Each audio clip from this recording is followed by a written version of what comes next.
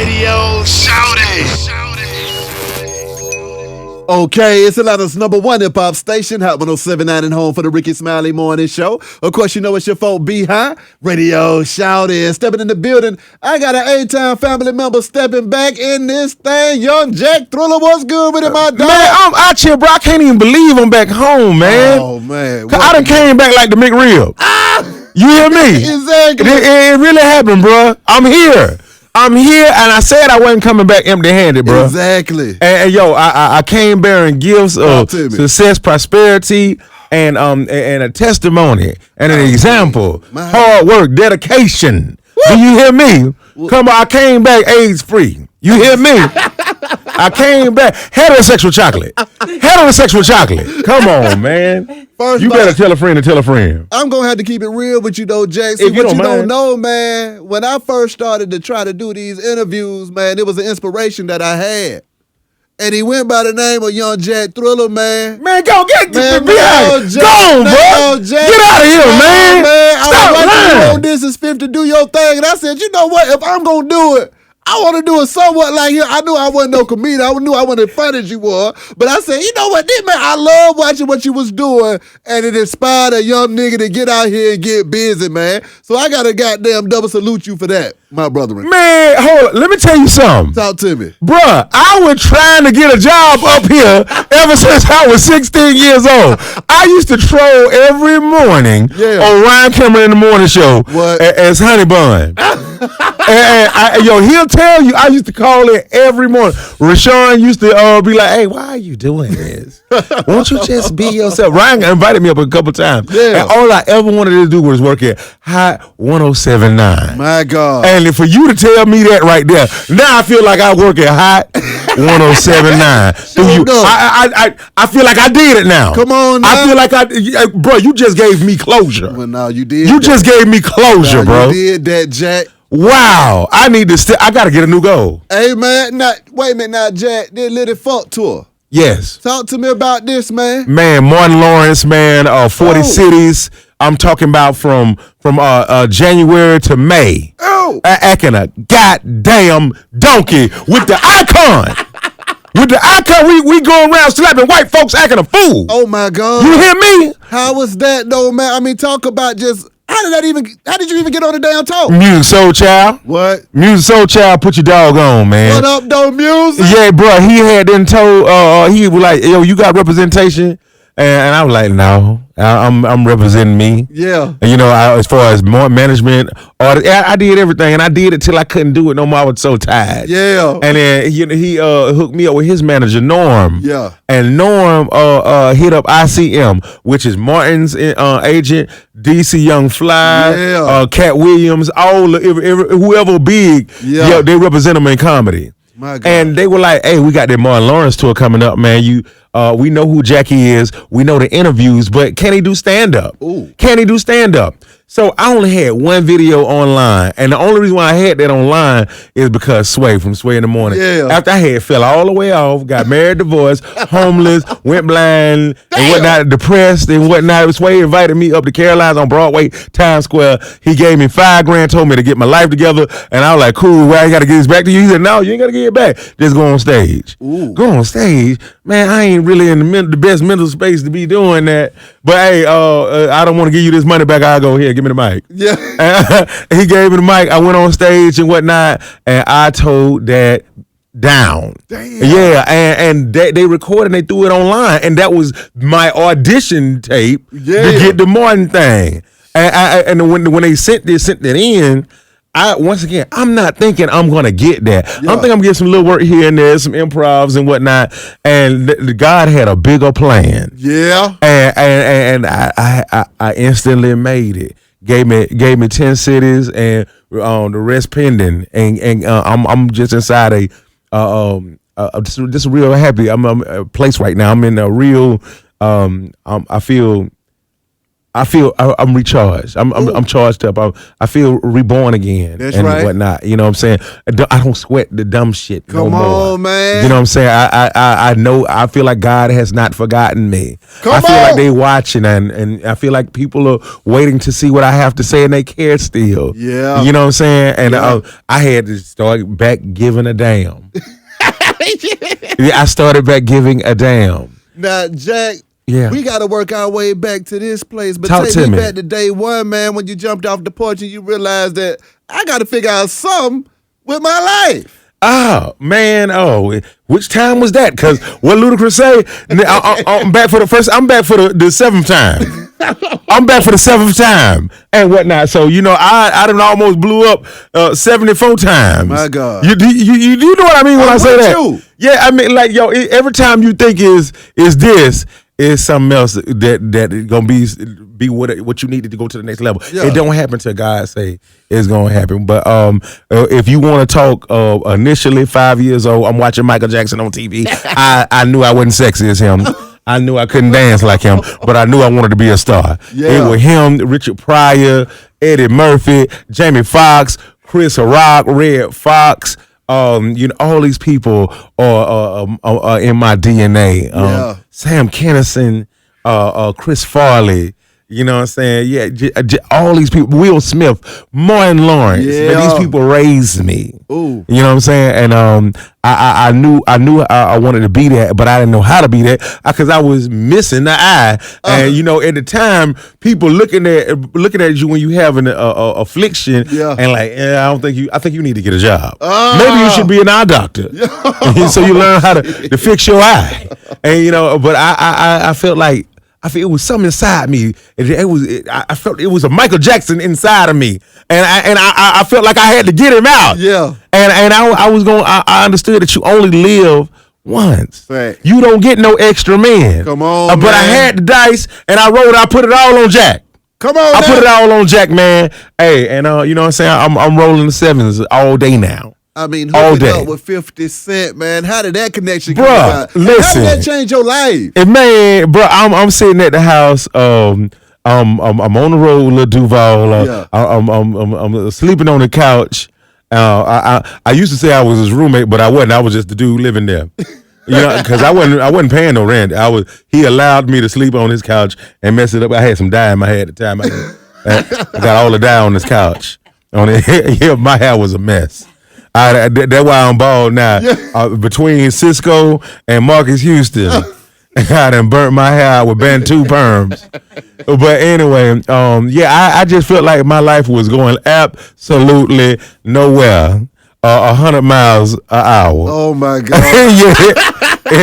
I was in the same place going 100 miles. It's like I know right here, but wasn't going nowhere. Just because you're moving don't mean you're going nowhere. Exactly. And I said, Lil Duval, he always been popping, always been moving, and I just heard God saying, "Hey man, you got to get out and go do it yourself. Yeah, get out and go do it yourself, man." You know what I'm saying? I was got tired of waiting on people. Yeah. I'm sitting on the couch with my uncle, and we watching Tevin Smiley 50 on there talking about he looking for actors, comedians, and directors and whatnot. And my uncle said, "Hey, yo, I'm gonna hit your uncle up in New York and whatnot, and you go kick it with him for a little bit, and you go find 50. Because if you do the same hustle that you got down here up there, I know you can find buddy." Ooh. And I was like, bro, I don't know nobody in New York.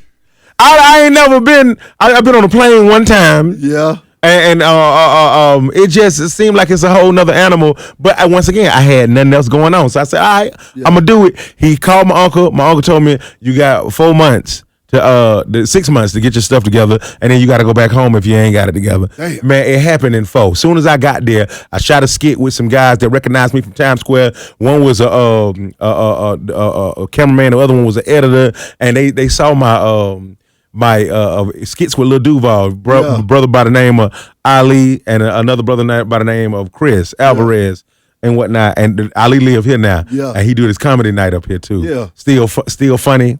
But anyway, we shot a skit, this Michael Vick skit, where I look like I'm interviewing him, and it went viral. One of the sites to pick it up is thisis50.com, which is 50 Cent, and I was like, oh, this is it. It's what I'm supposed to be doing. Yeah. So I'm shooting more videos, and This Is 50 is posting it up, and da. 4 months later, This Is 50 hit me up. 50. Vlad TV hit me up. World Star Hip Hop hit me up. All want me to be personalities and represent their sites and stuff. Well, of course, I'm going with 50 because that's what I came to do. Exactly. And then here comes So Disrespectful. Then I become the G Unit comedian. Then I'm doing the interviews, and it just, started spiraling out. I realized what my calling was. But I got comfortable, and I forgot I was a comic. Damn. And I started being an interviewer and whatnot. Yeah. And then I got lost in the sauce. I got married, divorced, and all that other crazy.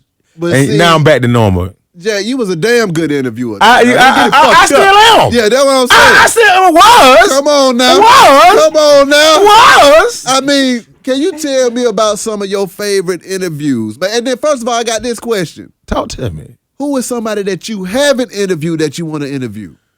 Michael Jackson. But Tupac. what you talking about? The people still living. Yeah. Okay. The people that still live. I want to sit down. Ain't nobody. It's different now. Be high. Yeah. Everybody's famous. Yeah. But if I gotta do every day about it too. Damn near, yeah.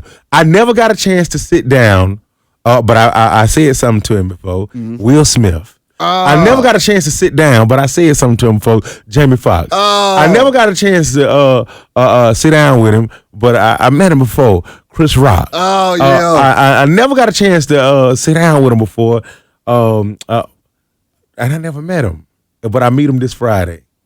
Martin Lawrence. What? Yeah, for the first time. My God. Yeah, for the first time. Crazy. I'm so excited about it. And man, I had one that got a special outfit made. Yeah. You done seen my Michael Jackson beat it jackets, right? So I had to go back to the basics and get my dog Torre to make me something exclusive for it, man. And I'm gonna be hell, or I'm gonna win best dress because I didn't do it in high school because I dropped out in the 9th grade. But it's my chance to be valedictorian on this Friday, Valentine's Day. You know what I'm talking about? The revolution will be televised. Big old facts. Netflix, that. I got to ask you about one of my favorite interviews that you did, though, man.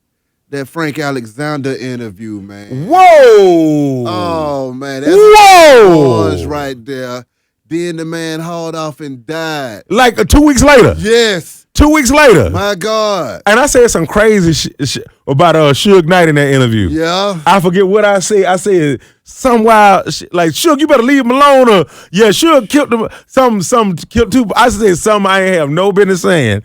And when that nigga had died, my soul came out my chest. Oh my God! Like, you know on Pac-Man when he get one of the ghosts and their soul go out. Yeah, that I was like one of them ghosts. My soul had. Then when the buddy had, I thought I was next. I was sleeping under my bed for a few nights. It was random people from Tupac camp calling me. Even his mama had called and we wanted to know what kind of stuff that Frank had told me in an interview off camera, conspiracy theory wise. What? You know what I'm saying? All kind of people was hitting me up randomly. Like, how do you nigga get my number? That time, Suge hit me up. What? Suge hit me. This how he hit me up. Because you know I used to do them red carpets too, right? Yeah. So I did a red carpet BT awards one time, and I met this little group of girls and stuff and whatnot, and she told me, they always want a name drop. I be telling them, man, shit, I don't care about that. Can I get some of that culture though? I don't care who you know. Do you know Jesus, though? Let me know that. And so anyway, she telling me she knows Suge and whatnot, and Suge want my number. I said, no, don't you dare give him my number. Don't you dare. Why would you do that? And why does he need to talk to me for?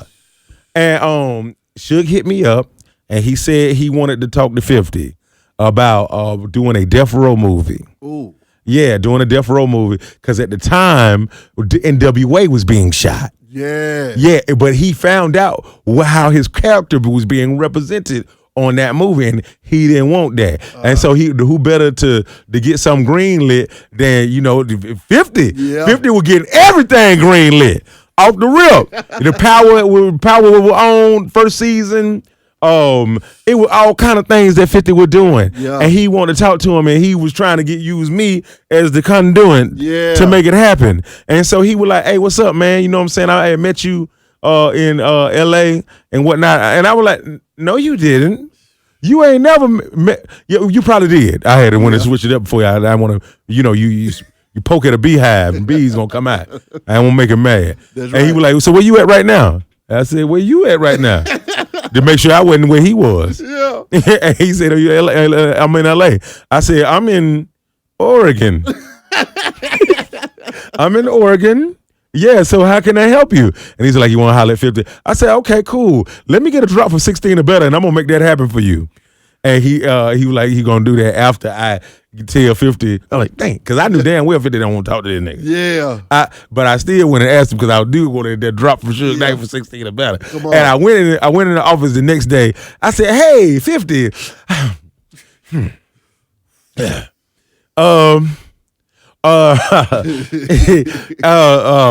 Suge Knight want to holler at you. He had called me one day. He wanted me to give you the number and say give him a call." And he said, "What?" I said, "Suge Knight, he wants to talk to you." And you like hit him up about Death Row movie and whatnot. And he said, "What?" He said, "Man, fuck that nigga." And he had walked off. and Suge Knight had called me that night. He said, "Hey, man, did you tell 50?" I'm like, I didn't see him today. But I'm gonna keep at it." And lo and behold, a month later, this I had been dodging his calls. Yeah, Suge Knight didn't hit a nigga with a car, and I don't know what happened to him after that. So, I don't know where I came. He didn't never call me again for some reason. I don't know what happened to Suge. If you're out there, I'm answer your phone. Oh my God. That's what happened with that. Yes. All that came from the Frank Alexander interview? Yes, all that. Now, he was looking for me. What was it like going down memory lane with Frank, though, about everything? It was spooky. It was weird. It was eerie. I didn't know what was going on. He answered all of my questions and stuff. He autographed DVDs and books and stuff for me, and we did it inside my hotel room. And I was getting phone calls that night too, like from weird folks and whatnot. And I just didn't understand. I didn't get it at the time, and then it made sense when he got killed, what I was dealing with and whatnot, and how much power that I had, because I didn't realize that many people was watching and that many people cared about what I was doing. Rest in peace, Frank Alexander. Yeah. Okay, break that down to me then, because was that a turning point for you though, Jack, when you realized the power of your platform then? Or did you? I didn't know what to do with it. I didn't know what to do. I was caught in the rapture. Ooh. Yeah, I was caught in the rapture, man. You know, it was like Anita Baker. I was trying to figure it out, because keep in mind, I'm the first of my kind. Yeah. And so being a pioneer, you just walking in the dark, you trying to feel your way around. Exactly. You know what I'm saying? You don't even know what you're looking for. You're just trying to get out. Doing what you do. I'm doing what I do. Come on. I didn't know how much money it was worth. I was taking what I could get, and I thought it was enough until I had then seen the people was doing what they doing now off what you were doing off then. my Harriet Tubman leading mother to the promised land. You know what I'm saying? They ain't got no check for that, but I'm getting it all back now. That's right. Yeah. Let it fuck to him with Martin Lawrence and whatnot. Yeah, I didn't know, but I know now. I'm playing catch up. Exactly. I mean, I ain't bitter either. I'm not bitter either. No, because you had a good time. I had a good time, and I made a point. If I died today, B-High, I'm pretty sure it's enough out there to make a movie about my life. Thanks. You know, I'm just trying to make sure it ain't like Frankie Lyman's story. You know, sex, drugs, hoes, and you die young and whatnot. It broke. I don't want. That's one of my biggest fears is to get on and goddamn die. Is to get on and die. Soon as you get on, you die. That's what I don't want. That though. Jack, I mean, can you speak to the grind that you done been on all this time, and then to start to realize all of these visions that you've been holding on to for how long now?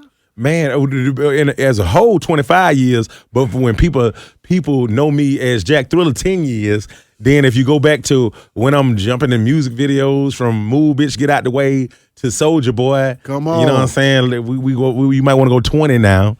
And Wildin' Out, all this other stuff. I had to figure out how to do it myself. One thing that 50 told me when I first met him and whatnot, he said, "Hey, put your cell phone but you use my name. Don't abuse my name. Put your cell phone.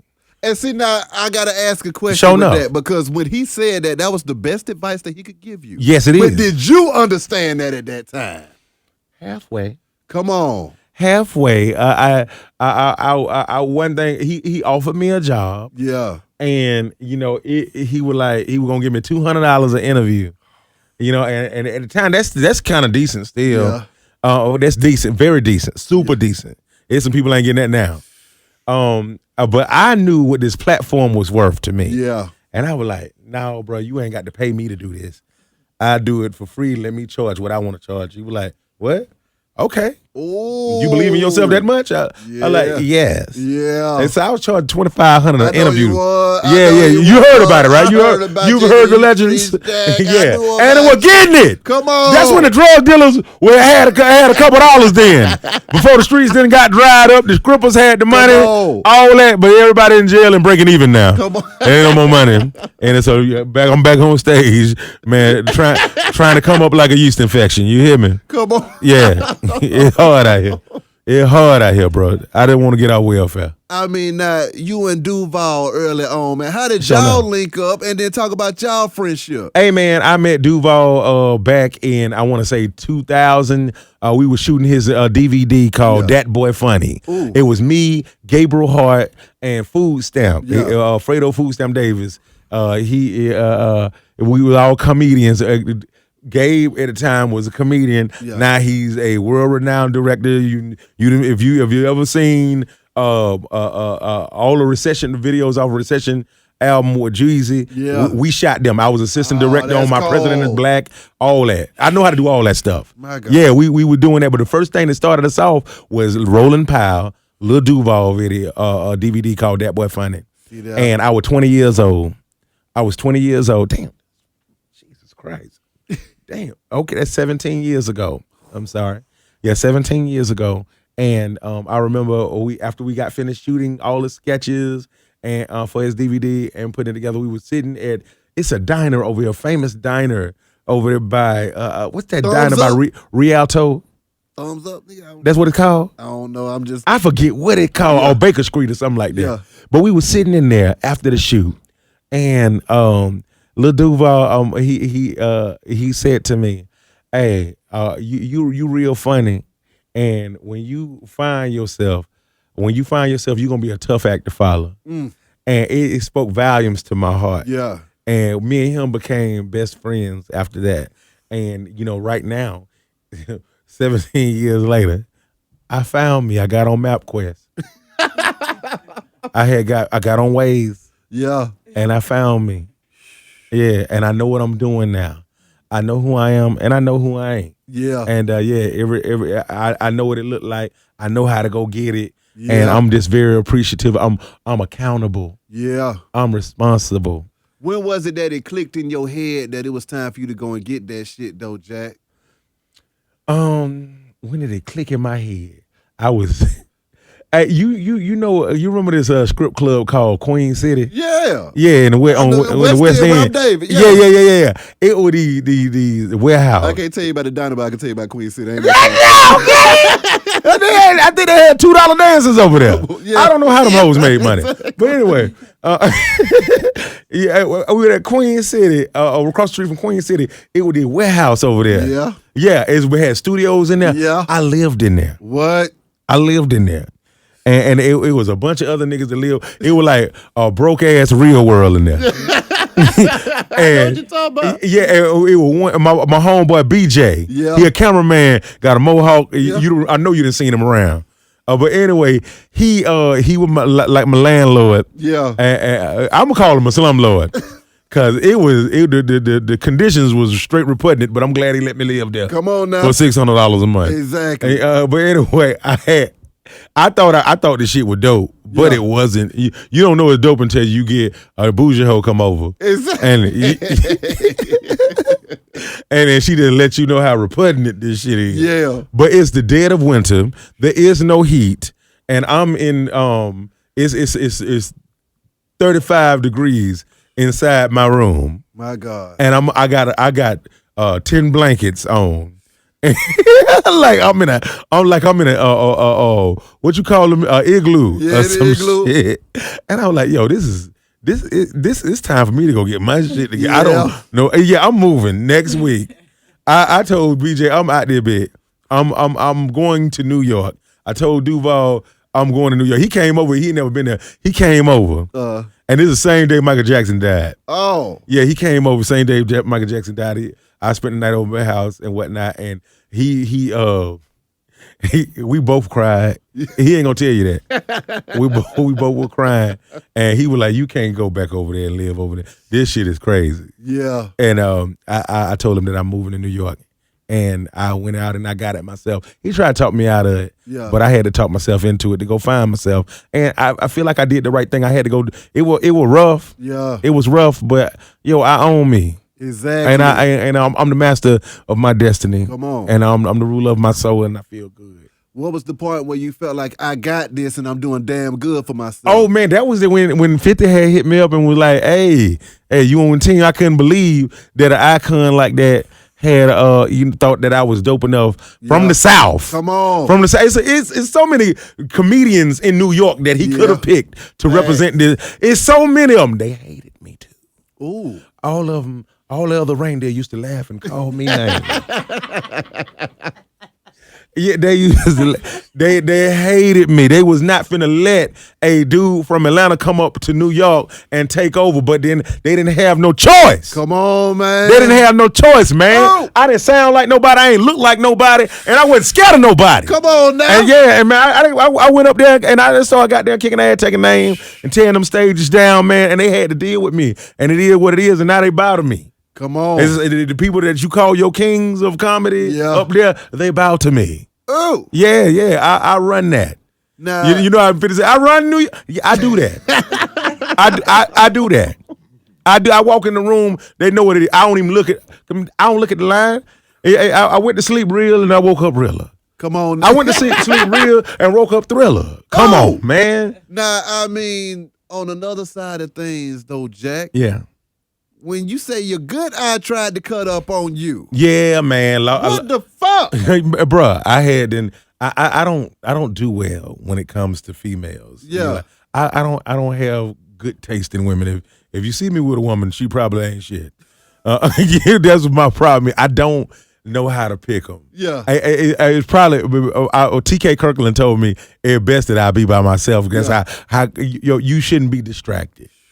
You shouldn't be distracted because you get stressed out over the shit and blah blah blah, and you'll do better just focusing on your craft. Yeah, and lead a girl thing. Like I was with that girl, and we had broke up. We was together for like 2.5 years or some shit, and I had got married after we broke up, and like not long after either. So you know how she was feeling a certain kind of way.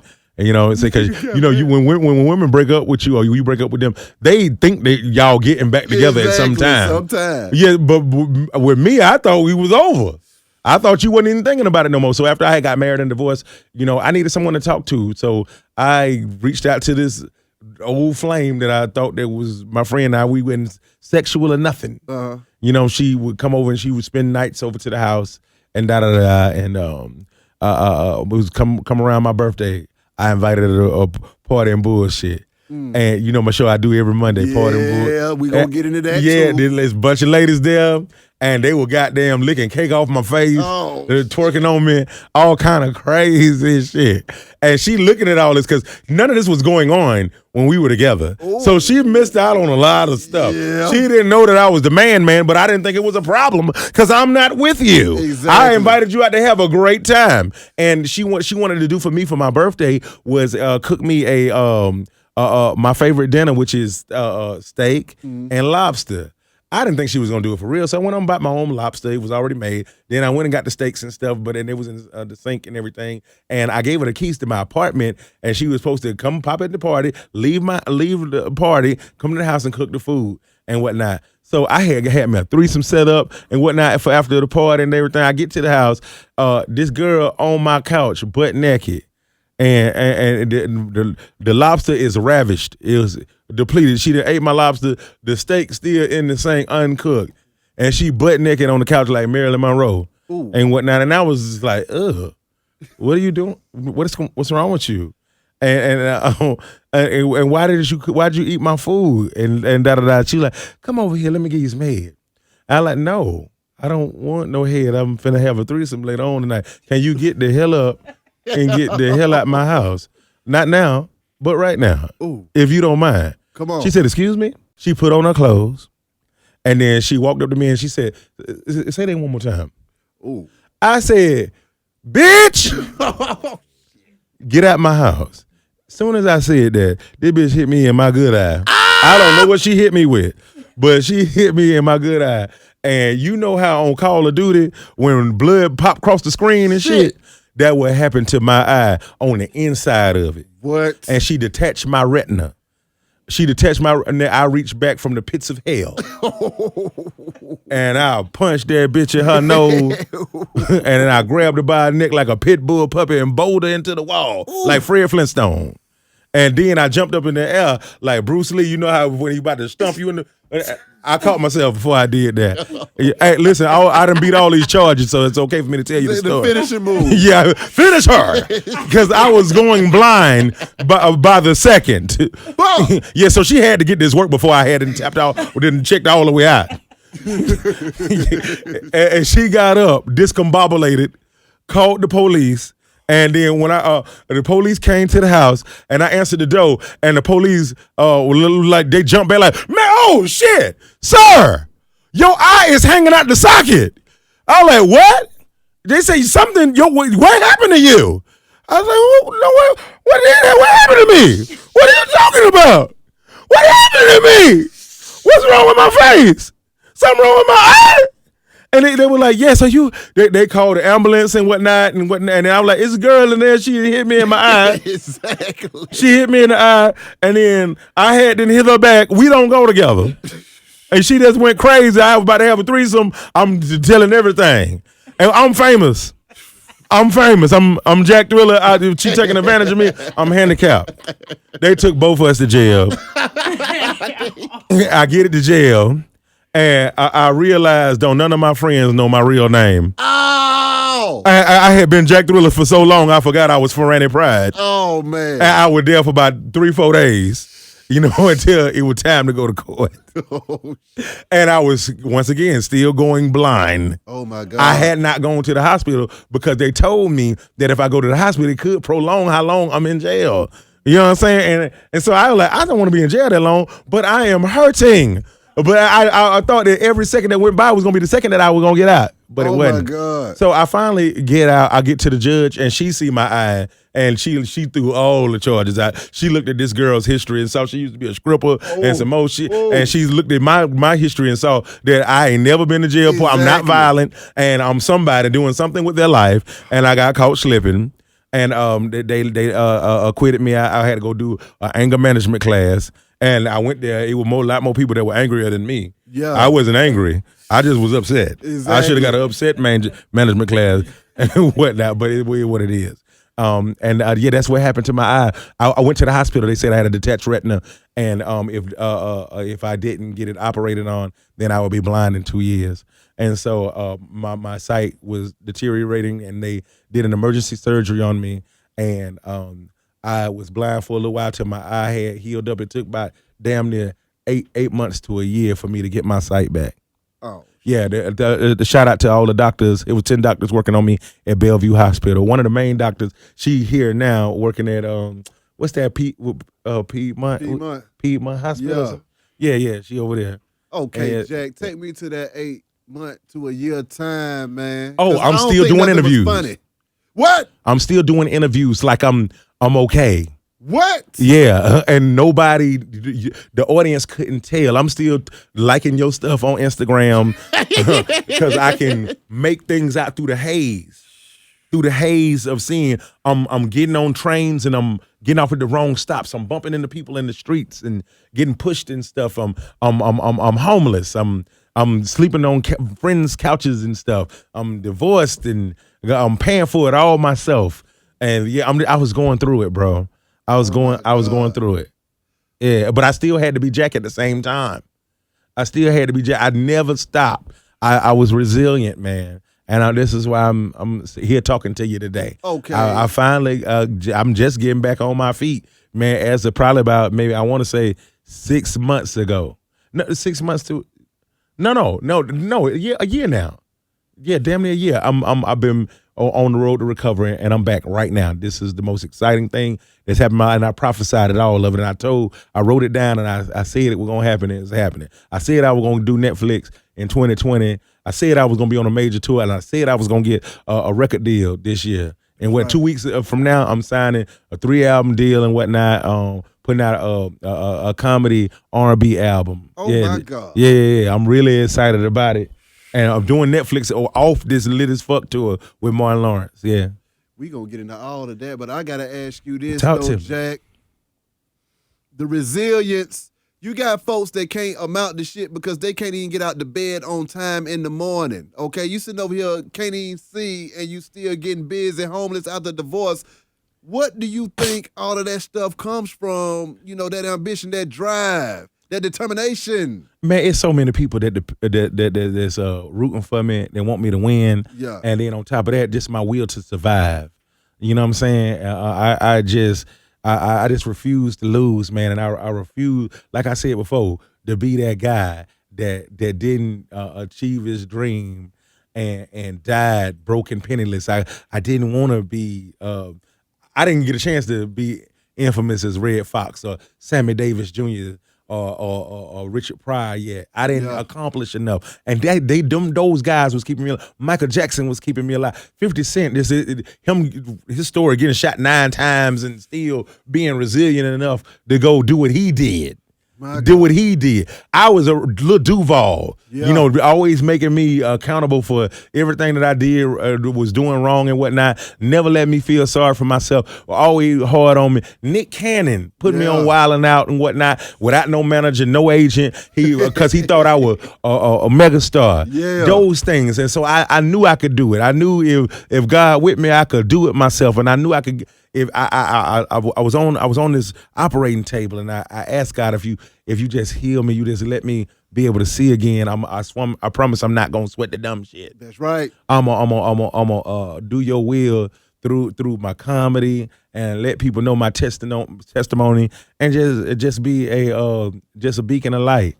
You know, so let me be that vessel. Just get back to let me see again, God. Exactly. Let me see again, God. Whew. Jay, you say it's a bunch of shit that goes into this. Yeah, man. It's a bunch of things, man. You know, like, people always say, let your haters be your motivators. I don't subscribe to that.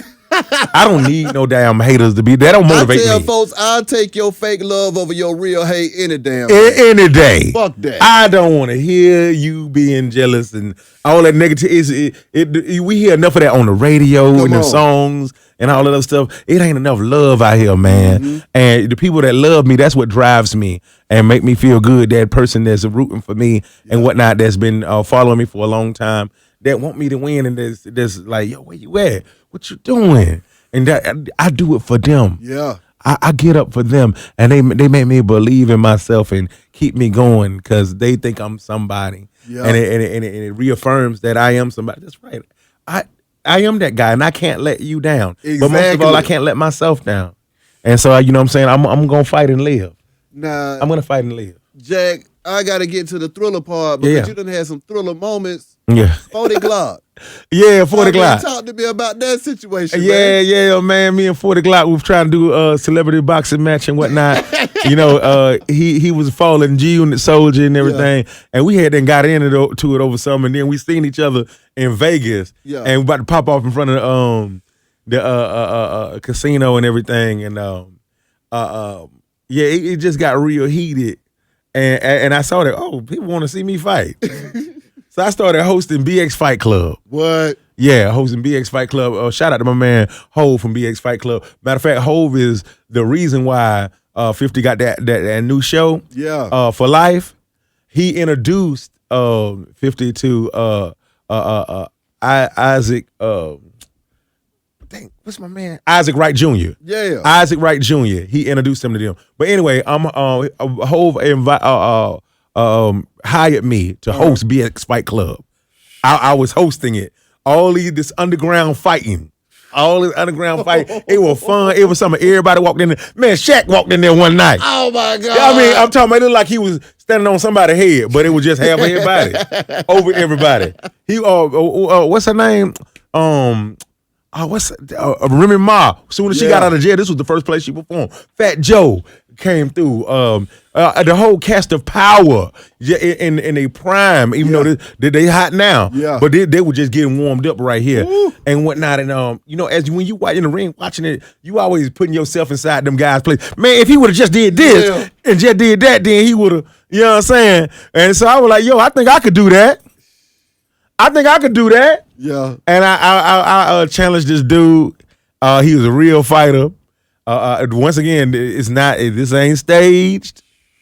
This guy was a real BX Fight Club fighter, street fighter. Oh, and I'm talking about he probably like 200-300 fights in, and he a dust head.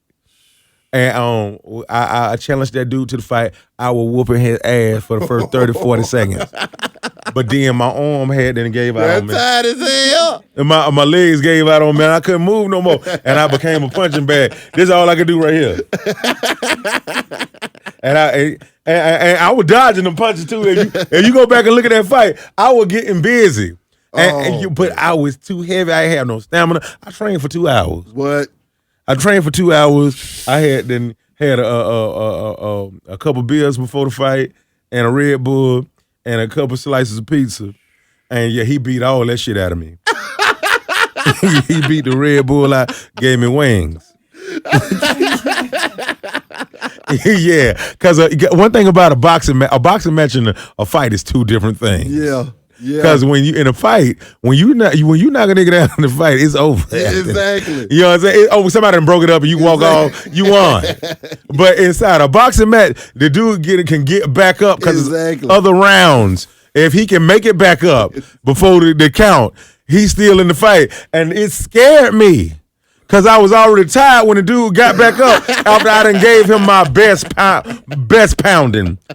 And then plus you can't kick too, because normally when I knock you down, I'm stumping you in your face. On east side, stumping you got the Decatur style, bro. Snap finger roll style. Come on, Wesley Chapel style. Yeah, exact Panola Road style. You know what I'm saying? But you can't kick nobody in a boxing match. Woo. So he was able to get back up. Yeah. And I'm freshly cocained up.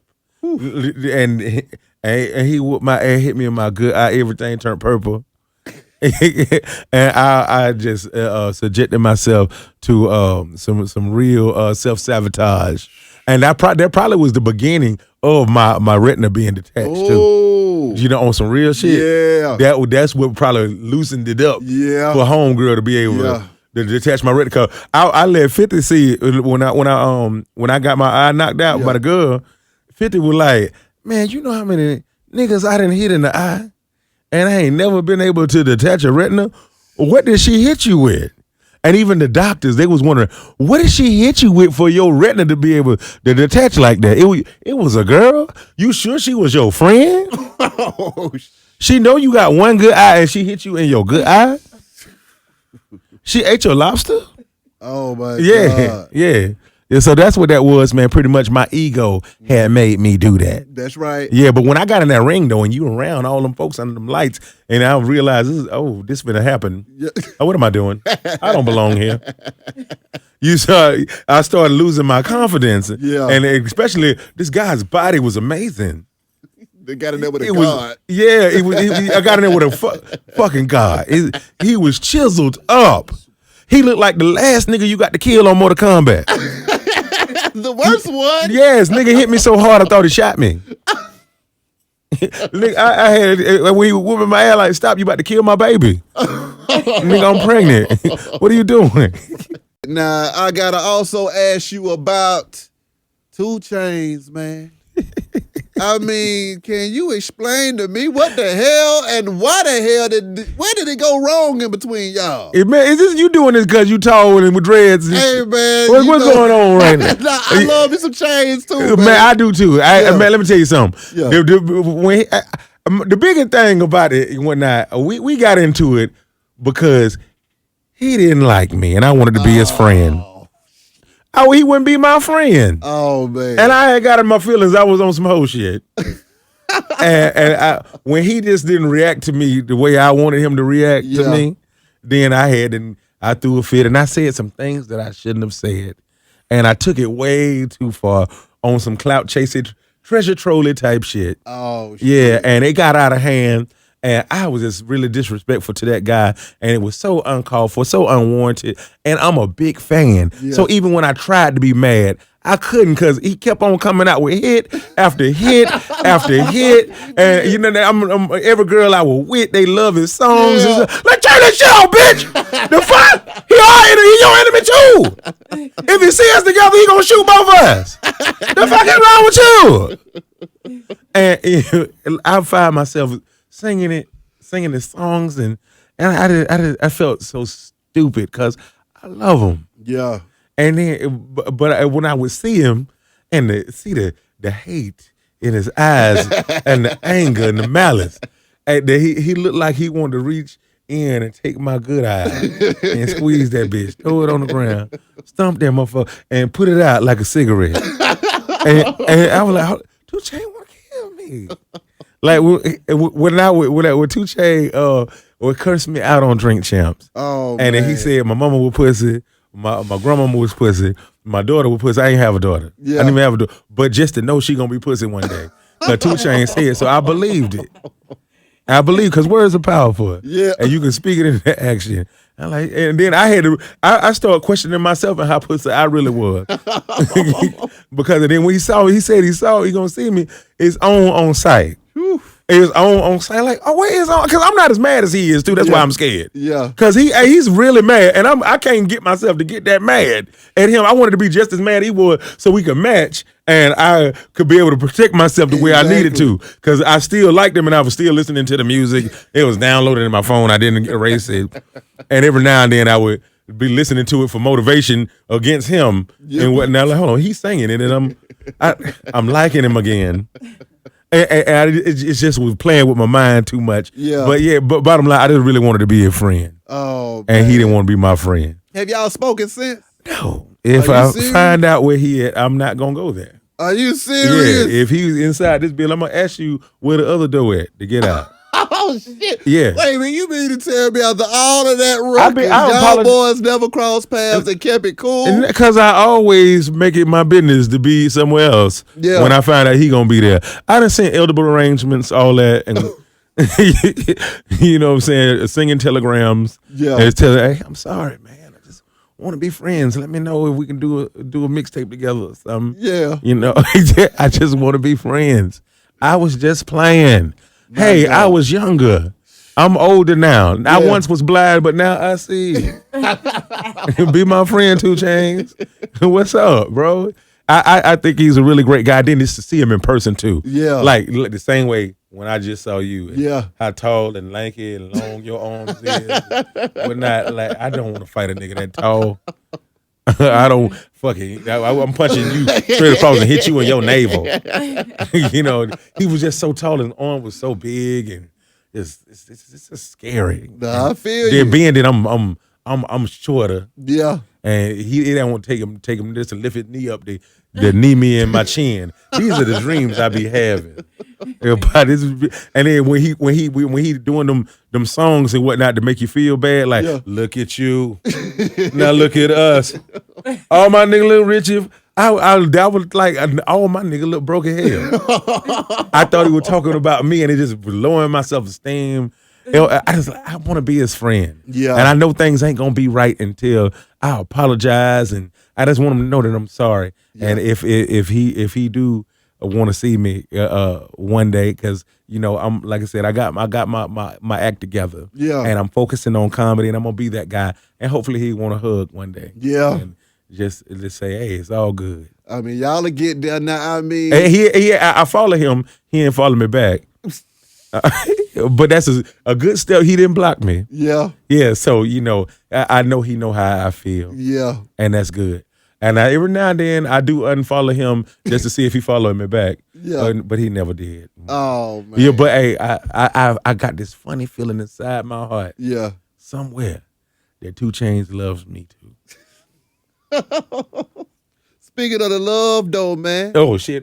Tell me you about to walk through the door. No. Oh, okay, hell no. What you was finna do? Party and bullshit. Oh, yeah. Man. Oh, yeah. That's my show. Talk Every to me about Monday. having all them fine-ass women come to damn fool every damn Monday. Bro, I love women, man. That's my Achilles heel. Yeah. But not so much as it used to be, though. Yeah. Like, it's some things that women can't say to me now that they used to could say to me and whatnot to, like, just make me... And yeah, I don't fall for that shit no more. Like I said before, I'm looking for something more meaningful. But back to partying bullshit. It's the hottest day party. It's my version, the real nigga version of Ellen. Every Monday start at 11 a.m. We drinking. I'm getting haircuts. Women getting they makeup done for the week, and they're getting their hair done. You know what I'm saying? They getting how they say it, getting slayed, or getting beat to the guard. So that's what's happening there. And we have some of the hottest guests coming through every Monday. Like this Monday, we got JoJo from KC and JoJo. Ooh. You know, he coming through. My boy Nokio from Drew Hill, he coming through. I got my comedian buddies, three young ladies that are really, really funny, and they coming through, man.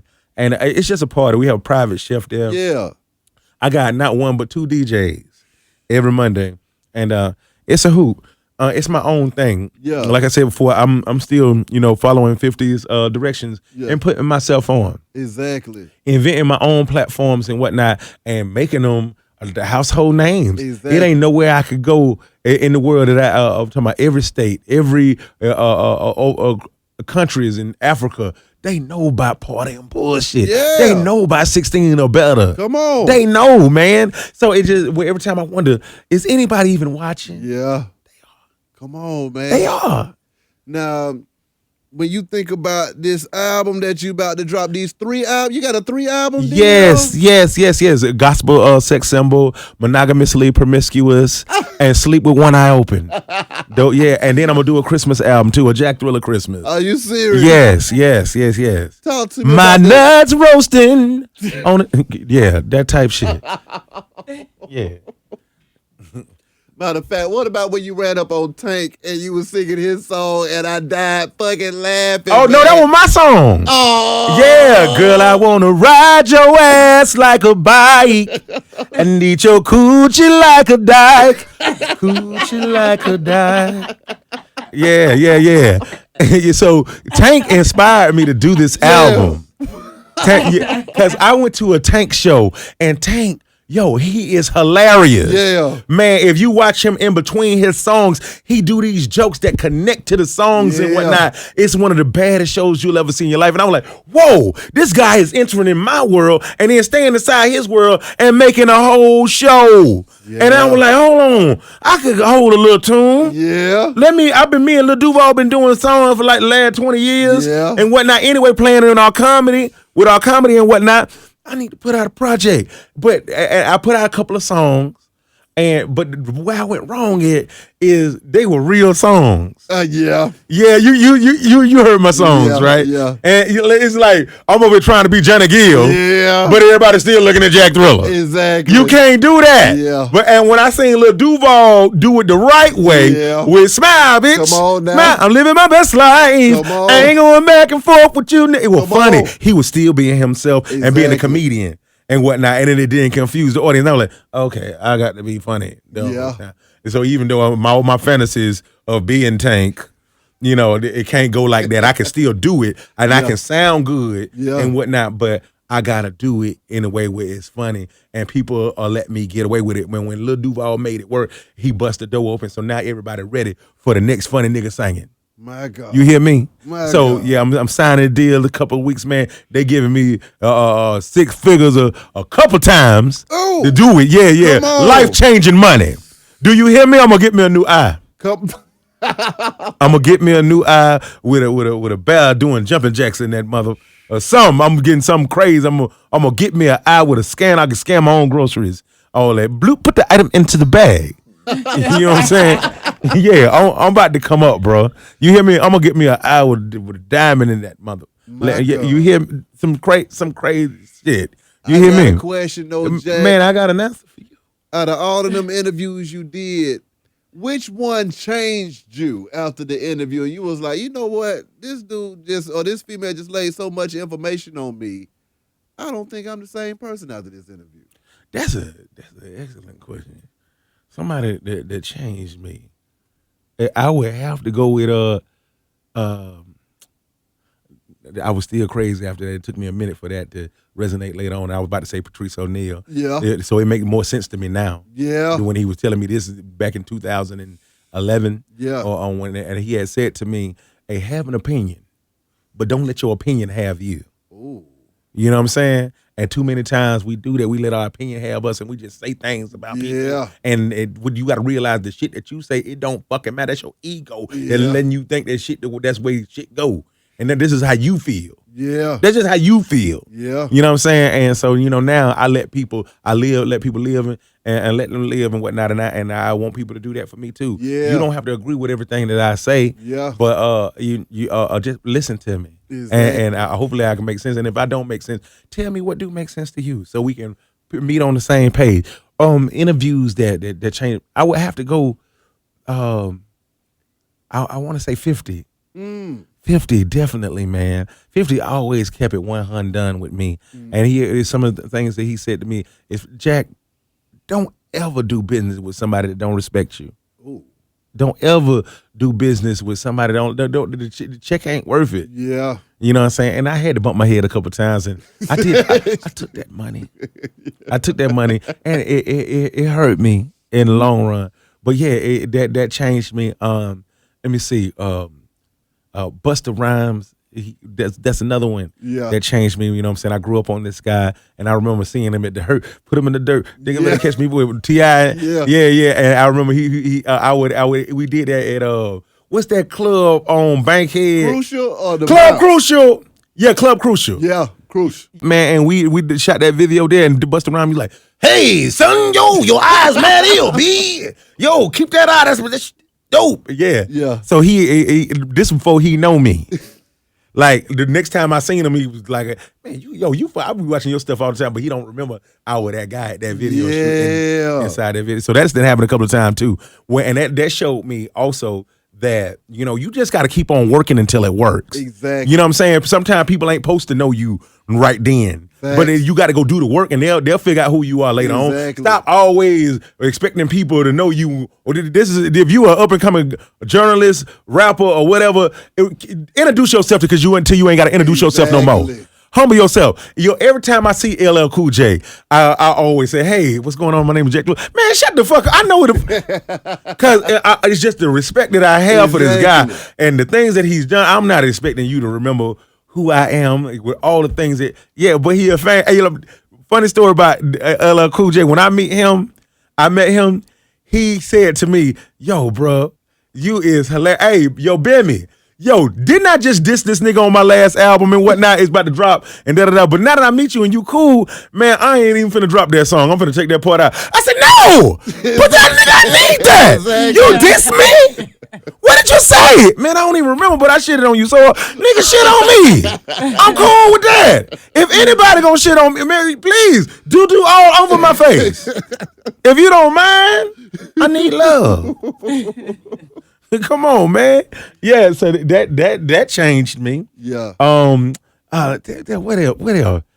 Just all of my R&B friends all my R&B friends, man. Even when I was going to get a divorce, right? Yeah. I hit Genuine up, and Genuine would check on me every week to see if I was all right. Yeah. Because I was having some very dark times. Yeah. Very dark moments and stuff. And Genuine, he hit me up. He said, yo, Jack, man, don't leave your wife.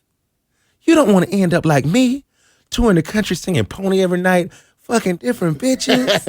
I got this big ass 8-bedroom mansion and I'm by myself. Is that what you really want? Yes, nigga, that's exactly what the fuck I want. I'm tired of living in this 1-bedroom apartment in this monogamous relationship. Exactly. You can have this Genuine. I'm ready. If you on that, let's do it. Ride it. Yeah, I want that life. Let's trade, motherfucker. Exactly. You can have this bitch. The fuck is your problem? I feel that. Now, lastly, Jack, is there anything else you would like to get off your chest? And how can these folks contact you, brethren? Man, yo, check this out, man. I'm doing showcases all the time, and people fly from all over the world, jump inside my showcase. Yo, South by Southwest, March 21st, man. Yo, Jack Thriller Stage, Urban Feats, hosted by myself and Head Crack. Hit me up at 16 or better at Gmail. This is my 6th year, Head Crack 5th year. Yeah. You know what I'm saying? We've been doing Pecker Heads for the last 6 years and stuff, man. And one of the hottest showcases in Austin, Texas on 6th Street and whatnot. And everybody that enters my their payday money, they get a Jack Thriller interview and whatnot alongside performing on my stage and stuff. Yeah. So follow me on Instagram at Jack Thriller. That's right. Hit that email if you want to get part of that at 16 or better at Gmail. And just follow me and follow my journey and watch this comedy unfold, man. It only gets better with time. I'm telling you, look out for that music that's finna come out. I'm finna change the game, bro. You know, and like I ain't like nobody else. You ain't gonna be able to compare me to nobody. That's right. You know what I'm saying? And I ain't gotta be what nobody else want me to be, and I ain't afraid to be what I want to be. I appreciate you, B-High. Let me coming to your show and blessing me like this, man. Bro, appreciate you coming through this thing, Jack. Radio Shouty.